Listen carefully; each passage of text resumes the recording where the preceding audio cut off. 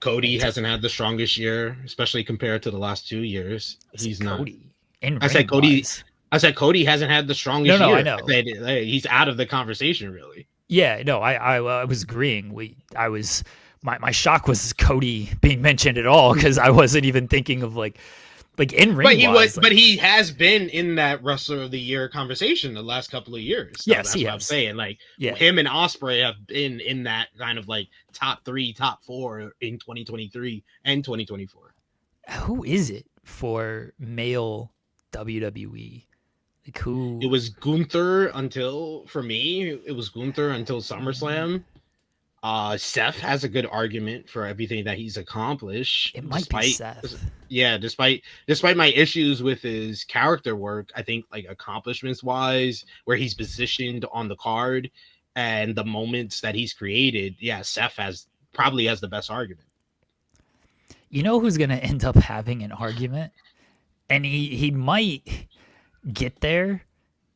John Cena could end up there.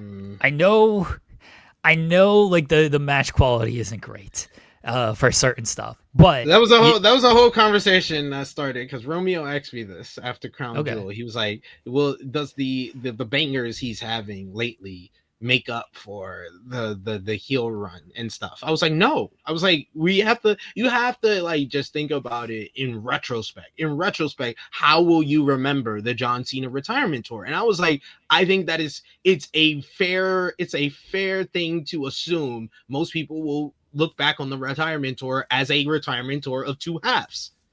There was a half that wasn't good, and then there was a half that was good. It's not going to just be remembered for the good. You are going to remember the bad as well. So I don't think that Cena is in that conversation or can make an argument to be in that conversation if half of your year is not that good. Here's why I think he might be able to get there. If he closes strong, he's got 4 more appearances, at least 2 more matches, because you suspect he's going to wrestle at Survivor Series. He's going to wrestle in his retirement match. We don't know about the Raw match, if he's going to have the matches on Raw. We just know there's appearances. Can't say for certain he's going to wrestle in Boston or MSG. I would suspect he does, but those aren't guarantees. Here's my argument of why he could get there, and I'm going to use a sports analogy here. You can have a bad first half. You can be down by 20 in the first half and still win the game. You can come back in the second half. You can lock in. Your defense can tighten up. You can hit all the shots. You can still win the game, even if you're down by 20 at halftime. He has a strong enough close to this year, he can still win the game. The Rumble was whatever. Elimination Chamber was good. The match itself. That was a good match. Yeah. Character-wise, I mean, the character was but positioning, he was always positioned at the top of the card. You want to drawing, I mean, he's the reason why they're doing any business this year at this point. If you were making an argument for John Cena being biggest box office draw of 2025, I don't think there is a argument. He is that. He's the box office draw of 2025. He's not Wrestler of the Year. I'll let you finish, but he's not. I have the perfect response for how you set this up, but go ahead. All right. That's fine. My other argument is it just ain't a strong year for Wrestler of the Year for WWE men either. My argument, by the way, is not John Cena as Wrestler of the Year overall, every company. Yeah, my argument is men WWE. That's it. I won't even argue WWE because I'd give it to Io. I'd give it to Rhea. I'd give it to Becky. I'd give it to all of them over John Cena. Male WWE, there ain't a whole lot of great arguments. I mean, we're talking about Seth. I think Seth has a better argument. Gunther has a better argument. Obafemi has a better argument. I think you could say if your argument is Cena's been top 5 male wrestlers of the year, then I think that I can see where you're coming from. But to make the argument that he's Wrestler of the Year, I think that too many people that even are just getting a relative push, not as big of a push as him, like Dominic Mysterio. Dom's a good show. Each one just mentioned that. I'm sorry, I got to call you each one because I don't know your name because they got the tags now. But each one says, he said WWE. That's Jose Alvarado. I'm pretty sure. Jose. Jose, they basically Dom has had a great year and he's elevated himself. He's Intercontinental Champion. He's Triple A Mega Campeon. Like he's been doing his thing. I would say he has a better argument for it. Javon Evans does not Xena Howard like style. I do like he's great. Javon Evans is great, but what did I just say about Wrestler of the Year? It's not.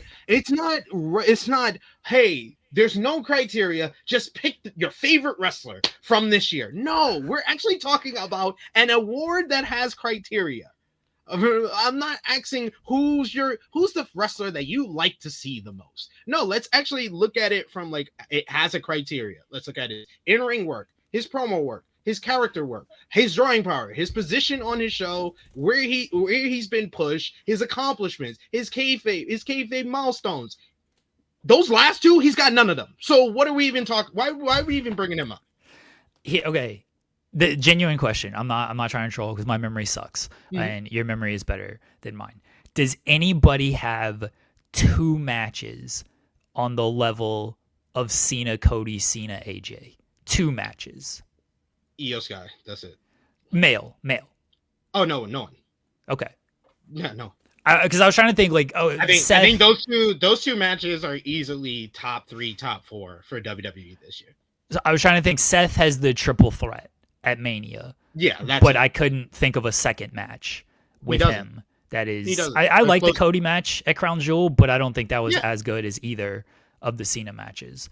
No, and it's not better than either of the Io Rhea matches this year. So yeah. And then Cody, I'm looking at the male. Cody has the Seth match, but like Cody doesn't have like super standout matches this year. Gunther has the Punk match at SummerSlam, and anything else that Punk match at is a standout? The second J matchup, and he was given the task of having a good matchup with Pat McAfee. And he did.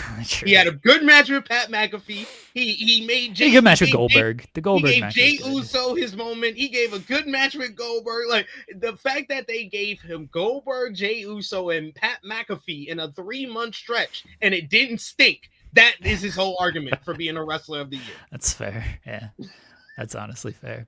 Okay, but you admit that nobody has the 2 matches on the level of John Cena. Okay. No. No, right. I don't think anyone has 3 matches on the level of those two and the Logan Paul match.